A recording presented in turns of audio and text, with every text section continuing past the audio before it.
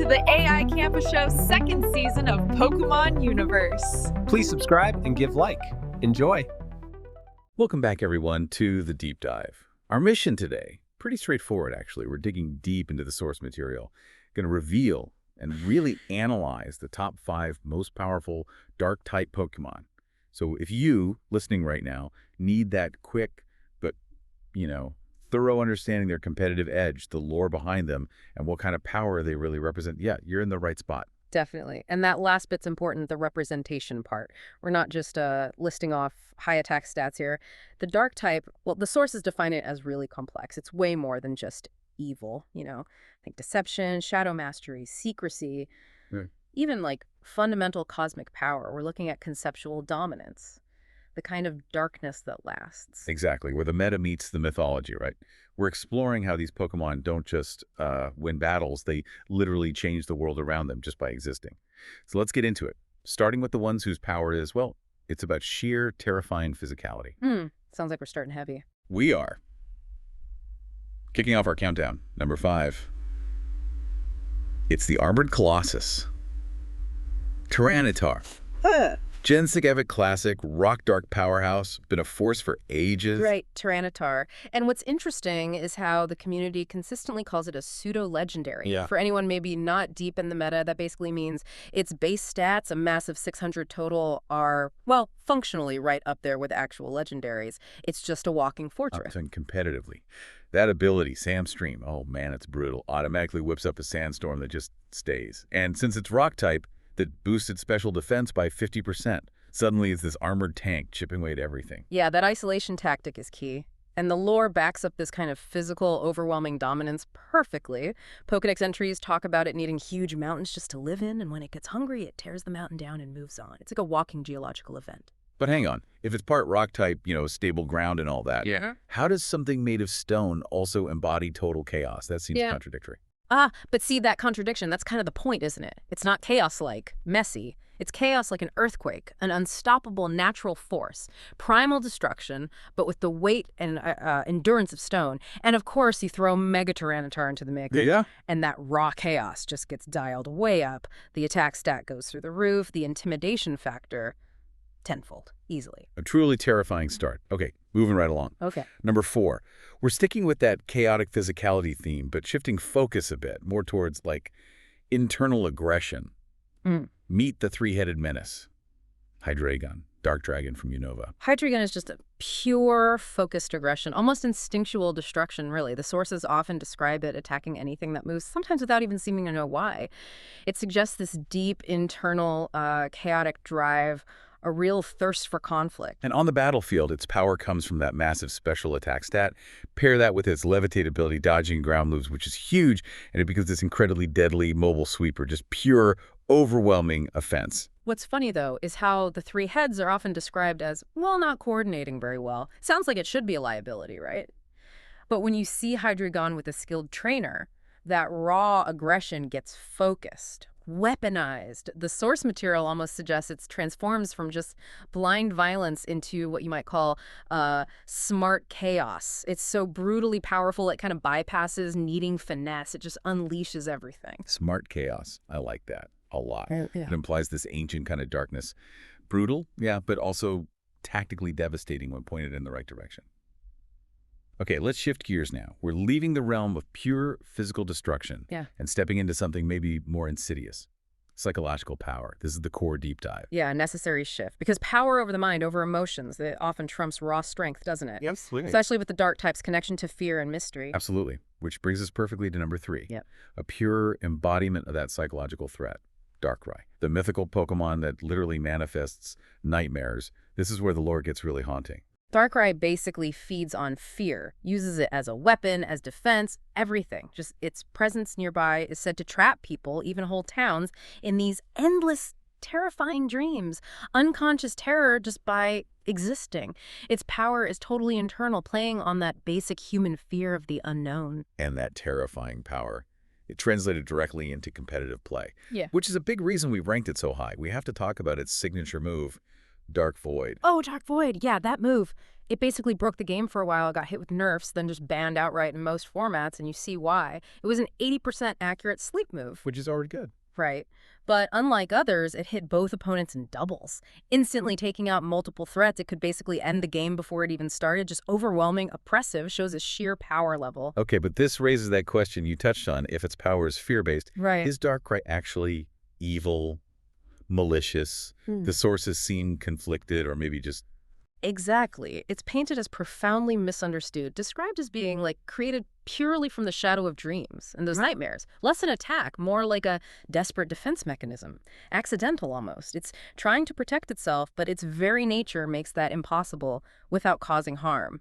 It's the tragedy of the shadow, you know? A creature that can't help but terrify. That complexity is why it belongs here. Darkrai's psychological power is arguably way more dangerous than just physical force. It attacks sanity itself.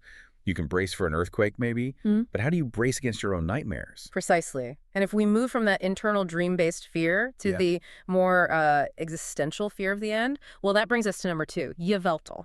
The destruction Pokemon. Gen the 6th. Dark flying. I mean, the name, the look, everything about Yveltal just screams cosmic horror. It's intense. Yveltal really represents a fundamental concept, entropy. The unavoidable decay, the end of all things. And the lore details are specific and, frankly, chilling. When its wings are spread in its active state, it actively absorbs the life force from everything nearby. Literally drains energy, turns living things, Pokemon, plants, everything into stone. So it's basically death incarnate, but what makes it truly conceptual and so high on this list is its role in the bigger cosmic cycle of the Pokemon world. Exactly. The Pokedex says when its own lifespan ends, which is enormous, by the way, it doesn't just fade away. No, it steals all surrounding life force in a massive regional drain just to fuel its own rebirth. Wow. And if you connect that to the bigger picture, Yveltal isn't just powerful in a fight, it's necessary. It's the perfect, terrifying counterbalance to Xerneas, the life Pokemon. Yveltal's destruction isn't just random, it's fundamental. Tied to the whole creation-destruction mythos, it ensures life doesn't just overrun everything. Right. A horrifying but required balance. Thinks you think, right? If you're a trainer facing Yveltal, what prep even matters against something that drains life from the very air around it? Its power is passive, immediate, inescapable. Well, that's pretty much the definition of existential dread, isn't it? You can't really negotiate with the heat death of the universe. Yeah, you can't get much bigger than cosmic cycles and existential dread. Unless, maybe, you talk about the master of all cycles, the ultimate expression of power. Which has to bring us to number 1, the absolute apex. We are talking about the literal creator of the Pokemon Universe, Arceus. But specifically, Arceus holding the Dread Plate. Arceus in its Dark-type form. And the implication there, it's staggering. You really have to pause and think about it. The being that supposedly created everything, space, time, matter, consciously chooses, to channel the essence of shadow. This isn't natural darkness like Darkrai's. This is chosen darkness. This form, it symbolizes the unknown, right? The void before creation, infinite potential. It's not uncontrolled chaos like Tyranitar. It's conscious, deliberate power wielded over the ultimate mystery.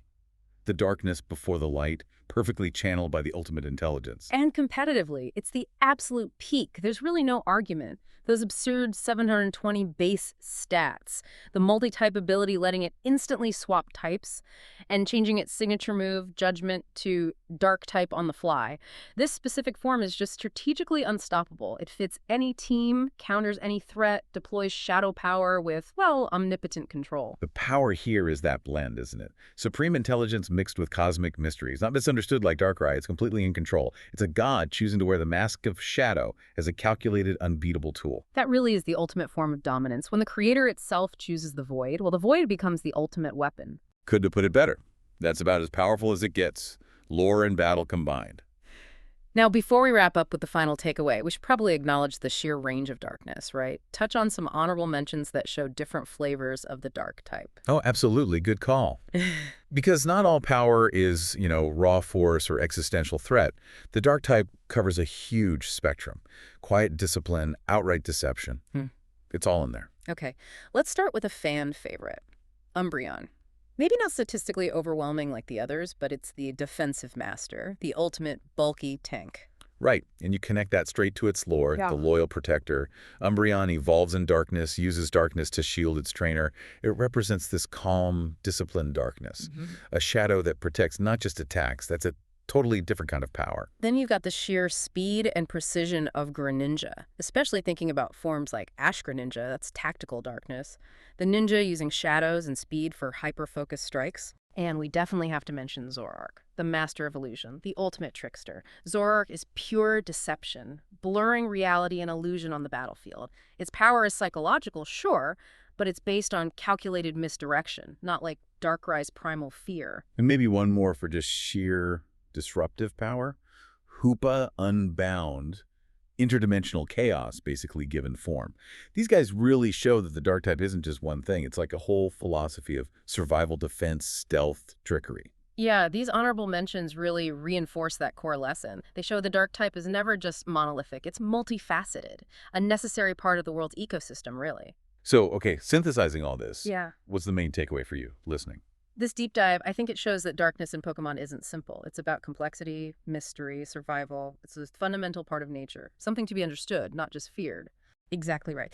These top icons, from Tyranitar's geological might to Arceus's cosmic choice, they stand out because they don't just use the dark. They control it, embody it. They command the shadow. They aren't consumed by it. That's the key difference. Well said.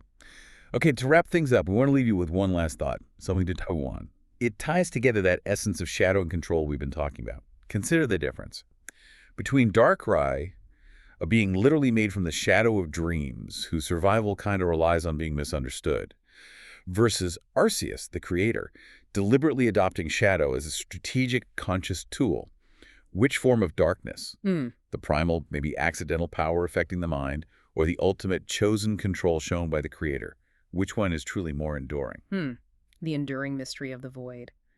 Yeah, that remains the most profound question, doesn't it? It does. Well, thank you for joining us on this deep dive into the shadows. Until next time, stay curious.